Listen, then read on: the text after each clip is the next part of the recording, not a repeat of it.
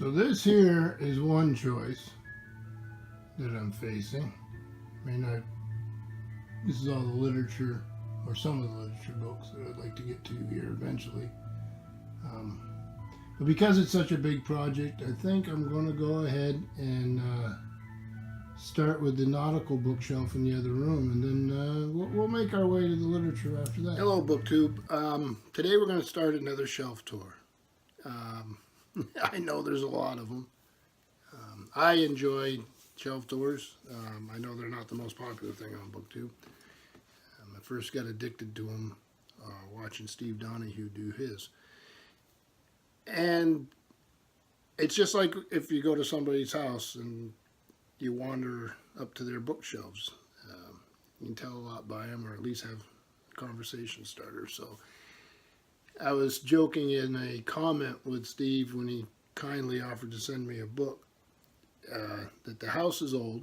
It's a 170-year-old farmhouse, and it's got a lot of weight of books in it. So my wife's always giving me, jokingly, a hard time about the structure of the building and the safety with all the books. So I was trying to decide which shelf to do next. And there's a big wall of literature, and I'll cut in and show that to you. And then there's a nautical bookshelf. And to be honest, I chose the nautical bookshelf because it needs to be dusted. So I'll cut in and show you the other shelf, and then we'll get right back to the nautical. So here we are with the nautical books. I've been in love with sea fiction since I was a young man. Spent a good part of my life in Maine, some in Massachusetts, even though I'm born and bred in Vermont. And the sea was always a big deal to me. And I'm a Coast Guard veteran, so all those early nautical books actually impacted my early career choice. So I've been collecting them for a very long time, and there should be a pretty decent variety here. I'll move through them rather quick, which is easy to do because a lot of them are in series. So we can just look at the series and then give you a general idea of what I think of the series, and we'll move right along. So the first book here is Men of War: Stories from the Great Days, from the Glory Days of Sail, edited by Mike Ashley, introduction by Alexander Kent. And you'll see a lot of Alexander Kent here, and Alexander Kent is Douglas Freeman. They're both the same author. So this includes Patrick O'Brian, C.S. Forester, Richard Butler, Richard Woodman, Kenneth Bulmer, and many others. So this is a good sampler if you want to start getting into nautical fiction and you need a place to start. This is at Castle Books, and it's this edition was published in 2003. Looks like it originally came out in 1999. And Mike Ashley, who edited this, you'll see he does a lot of these types of volumes, not just nautical, but he does a lot of edited volumes.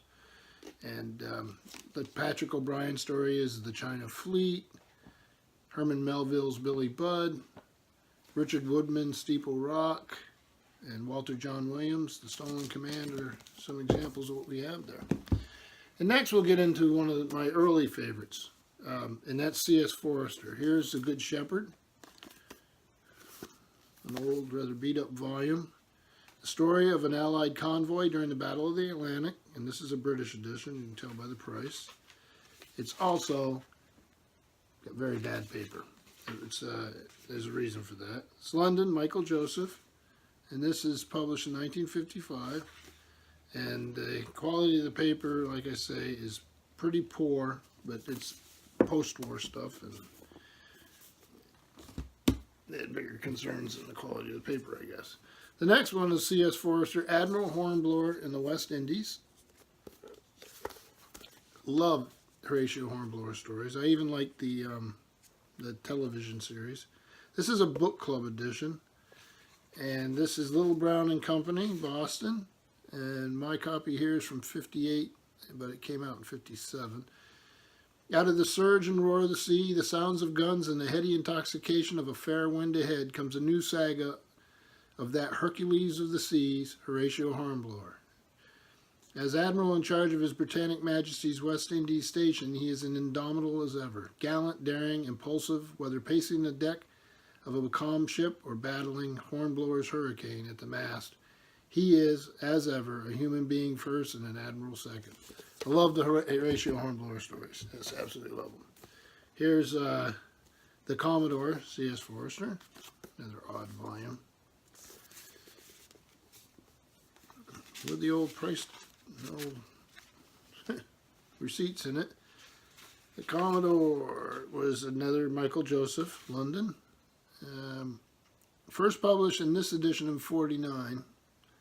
And it's the sixth impression of 52. Paper's a little better in this. Again, a Hornblower story. And moving right along, I've got this, to finish out the series, I've got them in these, what are they? They're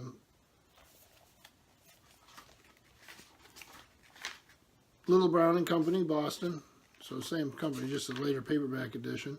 This originally was 1950, and this paperback edition is much, much later than that.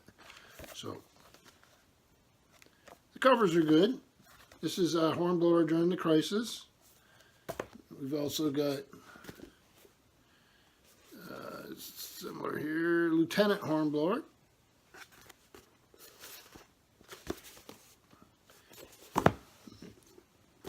Mr. Midshipman Hornblower. This is where we start off the series. So the year is 1793, the eve of the Napoleonic Wars, and Horatio Hornblower, a 17-year-old boy unschooled in seafaring and the ways of seamen, is ordered to board a French merchant ship and take command of crew and cargo for the glory of England. Though not an unqualified success, this first naval adventure teaches the young midshipman enough to launch him on a series of increasingly glorious exploits. This novel, in which young Horatio gets his sea legs, proves his mettle, and shows the makings of the legend he will become, is the first of the 11 swashbuckling Hornblower tales that are today regarded as classic adventures of the sea, which I would agree with. And then here it is in another edition. This is Ship of the Line. Flying Colors. Admiral Hornblower in the West Indies. Hornblower in the Atropos. Getting a little glare on these. Hornblower beat to quarters. Hornblower, Commodore Hornblower. And then Lord Hornblower. So these C.S. Forester books I really, really, really like. And they're really what started me on all of this nautical fiction. And the next one here is a multi-volume set in one volume, the Bounty Trilogy. And here's the end papers. So you have Mutiny on the Bounty, Men Against the Sea, and Pitcairn's Island. The illustrations by N.C. Wyeth, Boston, Little Brown and Company, 1951. It's been done multiple times in the movies. Great story about Captain Bligh. And I always enjoyed those. The next is a big series, and this is from something called McBook Press. In McBook's Press, you're going to see a lot of these because they do a lot of these nautical books, and I absolutely love them. They're reasonably priced. They are paper. They're very comprehensive in how they work through an author, and they have a stable of writers or past reprints that they do that are excellent. And they put out a nautical newsletter, which I'll try to link below. So this here is the first in a series by Dudley Pope, a lot of people considered as C.S. Forester's successor. I've got all of these Ramage books. This is the Lord Ramage novels #1. It's called Ramage. McBook's Press is proud to present the first volume in the exciting and authentic historical series chronicling the progress of Lieutenant Lord Nicholas Ramage through the ranks as a Royal Navy officer. Author Dudley Pope was all but anointed by C.S. Forester as his successor and ardent readers of nautical fiction have confirmed the wisdom of his choice. In Ramage, the young lieutenant and a peer of the realm receive special orders direct from Nelson himself, which bring news of a mission close to his own heart. In a daring foray, under the very nose of the French Mediterranean fleet, Ramage is to sail his tiny cutter close into the Italian shore and rescue a party of stranded aristocrats from Napoleon's fast advancing army. So you have that one. Next one, this is, number 2, Ramage and the Drumbeat. Number 3 is Ramage and the Freebooters.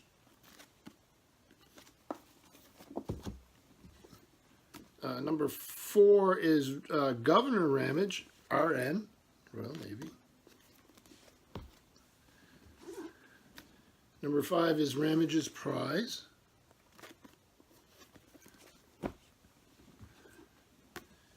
Number 6 is Ramage and the Guillotine.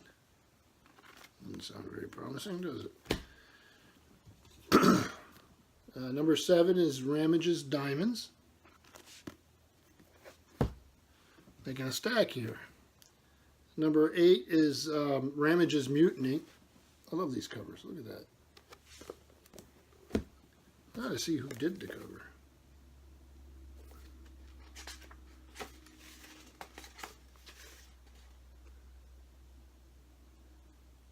Cover painting by Paul Wright. Yeah, they're beautiful. Number 9 is Ramage and the Rebels.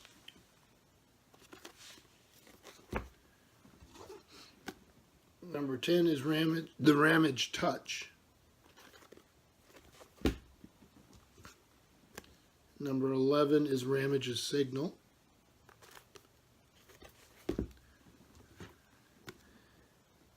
And number 12 is Ramage and the Renegades. So these are Dudley Pope. Just give you an example from this last one. With the Treaty of Amiens signed, hostilities have ceased, at least on paper. Nelson's crews are standing down and Ramage is on leave when he receives secret Admiralty orders to inspect the small island of Trinidad off the coast of Brazil. Reaching the island, Ramage and the crew of the Calypso fetch up in a battle to free several captive merchant ships and a beautiful woman passenger as they cross swords with bloodthirsty pirates. So they're adventure stories, and quite enjoyable. And then last, because it was the only place on the shelf for it, is this series of books were put out about Nobel Prize winners. It comes with a little bookmark inside, a sewn-in bookmark. The Great Nobel Prizes, in this case, and these are Heron books, which I enjoy. I like the way they put together a book. I've got them in other series. The Great Nobel Prizes, Fridtjof Nansen, by J.M. Scott. Here's Nansen. It does have illustrations. Story of the Great Explorer, and quite a good writer, at least the translated stuff I've read. So I went to Oslo at one time, and I got to go on board his ship, the Fram, and it made a huge impression on me, and so I've read his stuff ever since. So that is the first shelf of the 7th bookcase. Nautical fiction, a little bit of nonfiction thrown in. Thank you, BookTube.